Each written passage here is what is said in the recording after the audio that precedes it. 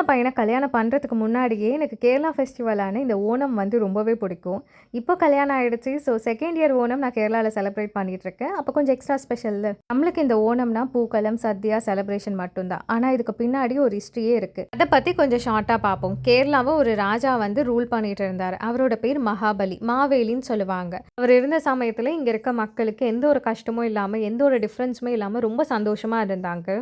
தான் மகாபலி நல்லவராக இருந்தாலும் அவர் அசுர குலத்தை சேர்ந்தவருன்றதுனால தேவலோகத்தில் இருக்க தேவர்கள்லாம் மகாபலியோட பவரை பார்த்து பயப்பட ஆரம்பிச்சிட்டாங்க. அதனால மகாவிஷ்ணு கிட்ட போய் மகாபலியை பற்றி சொல்லவே பகவான் வாமனன் அவதாரத்தில் வந்து மகாபலி கிட்ட 3 அடி நிலம் கேட்டிருக்காரு. மகாபலியும் யார் என்ன கேட்டாலும் கொடுத்துடுவாரு. ஸோ 3 அடி தானே எடுத்துக்கோங்கன்னு சொல்லும் போது மகாவிஷ்ணு பூமியில ஒரு அடியும் வானத்தில் ஒரு அடியும் 3வது அடிக்கு இடம் இல்லாமல் போகவே மகாபலி தன்னோட தலையை கொடுத்து பூமிக்குள்ள போயிட்டாரு. மகாபலி பூமிக்குள்ள போனாலும் வருஷத்துல ஒரு நாள் நீங்க உங்க மக்களை வந்து பார்க்கலான்னு சொல்லிட்டு மகாவிஷ்ணு சொன்ன தினம் தான் இந்த திருவோணம். திருவோணம் அன்னைக்கு அவர் வருவாருன்றதுக்காக 10 நாள் பூக்கோளம் போட்டு அவரை வெல்கம் பண்ணிட்டு இருக்கோம். இன்னும் டீட்டெயிலாக அப்கமிங் ஓணம் செலிப்ரேஷன் vlogல பார்க்கலாம். எல்லாருக்குமே ஹாப்பி ஓணம். பாய் ஃப்ரம் மேடமலு. பாய்.